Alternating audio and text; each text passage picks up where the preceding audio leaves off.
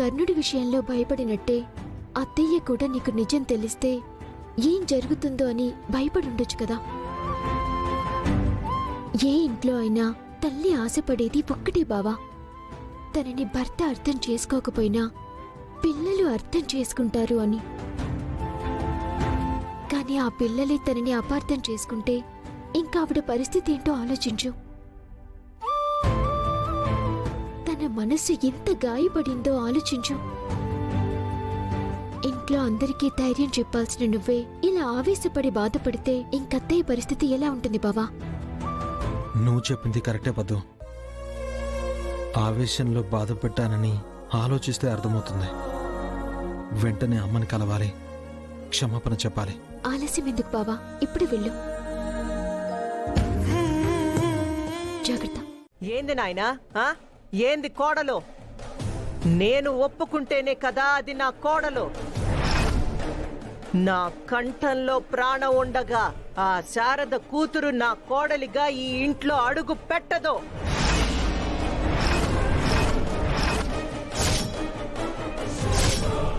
అమ్మా, నీ పంతం గురించి విద్య జీవితాన్ని బలి చేస్తావా? అందుకు నేను ఒప్పుకోను. విద్య నా మరదలు కాదు, ఇప్పుడు అవసరం లేని మాట. నేను ప్రేమించి పెళ్లి చేసుకున్న అమ్మాయిగా తను నా జీవితంలో ఎప్పుడూ అడుగుపెట్టింది. తనకి నేను ఎప్పటికీ ద్రోహం చేయలేను.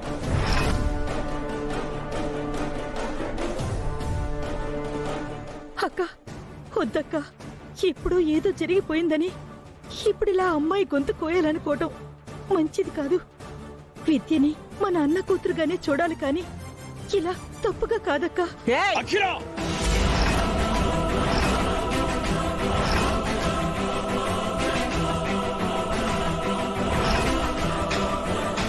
చెయ్యి దించు. అణిగి మణిగి ఉంటున్నారు కదా అని నీ బానిసలనుకుంటున్నావా? కాస్త ఇప్పటికైనా నీ దుర్మార్గపు ప్రవర్తన కట్టిపెట్టు. ఎవరో చేసిన పాపానికి నీ సొంత వాళ్ళనే శత్రువులుగా చూస్తున్నావు. మూర్ఖురాల్లా ప్రవర్తిస్తున్నావు. ఇంకా ఆపేసాయి. నా కూతురిగా నీ మర్యాద నువ్వు కాపాడుకో.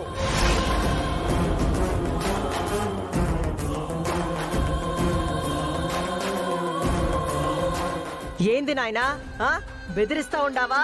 ఇప్పుడు నేను బెదిరిపోవాలా నీకు? బెదిరిపోయి ఆ తప్పుడు దాని కూతుర్ని నా కోడలిగా ఒప్పుకుని దాన్ని చూస్తూ రోజు నా అన్న చావుని గుర్తు చేసుకోవాలనా? మీరు చెప్పేదట్లానే ఉండాది.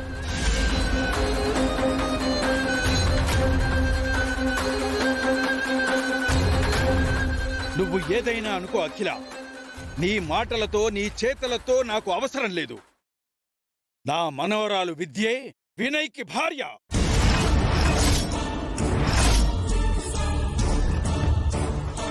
దీన్ని నువ్వు మార్చలేవు.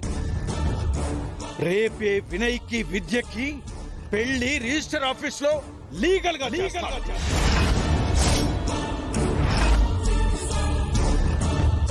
ఆ తర్వాత ఘనంగా ఇద్దరికీ మరోసారి పెళ్లి జరిపిస్తాను. వినయ్, పదయ్య పోదాం.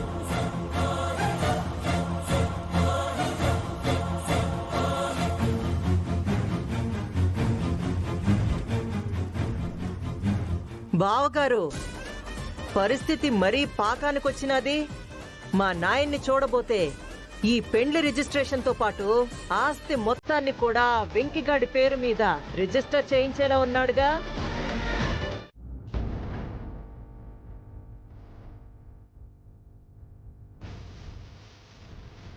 శారదా,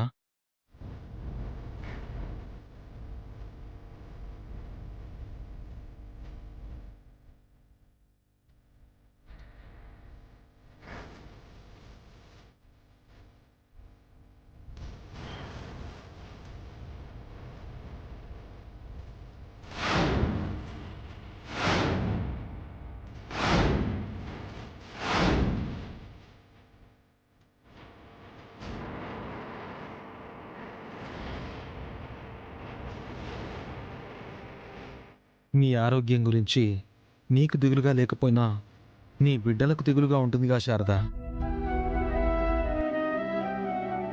అయినా ఇప్పుడు నువ్వు భోజనం మానేస్తే మాత్రం మనసులో ఉన్న బాధ తీరిపోతుందా?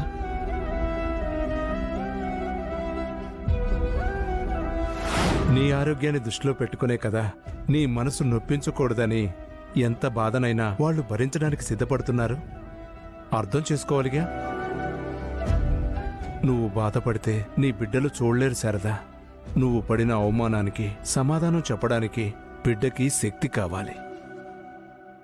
ఆ శక్తి మరేంటో కాదు శారదా, నువ్వు ధైర్యంగా ఉండడమే.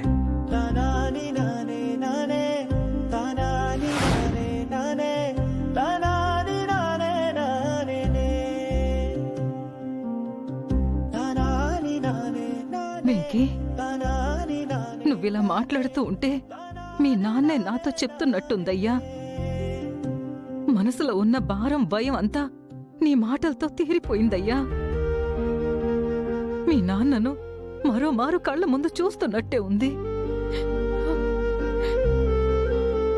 భోంచేయడమే కాదయ్యా, నా బిడ్డల కోసం ఇక మీదట నేను ధైర్యంగా ఉంటాను. అది మా అమ్మంటే. కూర్చోమ్మా, కూర్చో. విద్య, ఆ ప్లేట్ ఇలా ఇవ్వు.